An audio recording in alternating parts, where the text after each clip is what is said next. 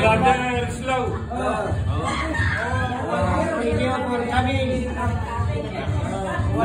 Narito po tayo sa Silesia ng ating kaibigan Efren, ang dating konsyal na masipag ng bayan ng Sampaloc.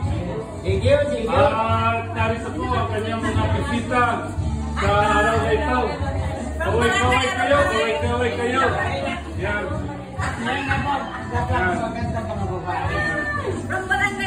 At masaya, video na tayo dahil nag-vlog pa tayo. At ito pa rin ang ating mga kaibigan. Taga-Paiti Laguna. Paiti pa. Taga-Paiti po. Ang Paiti kilala sa pag-utik.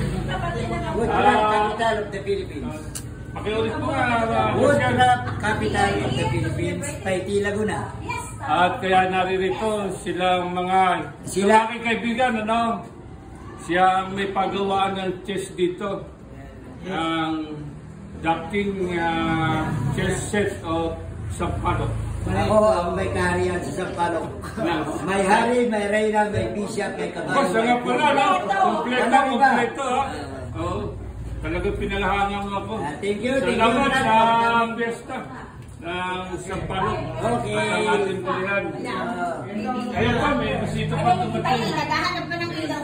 Tinuro ko na, hindi alam ang mga bisita. Sige, masaya ang piyestahan ko sa lahat. Napaganda babae ito mga. Anak mo. Sige, enjoy. Let us drink. Sige, masaya ang piyestahan ko sa lahat. Si Mami, magaling kumantayan. Magaling natin yan. Magaling pa sumayaw. At sumayaw. Masaya ang pistahan. Ito pa na po, ulit ito nagkakaroon ng ibang kaharian ng aking kumpadre. Kompletong kaharian. Dahil siya ang gumagawa ng chess set dito sa bayan ng Sampaloc. Masaya ang pistahan.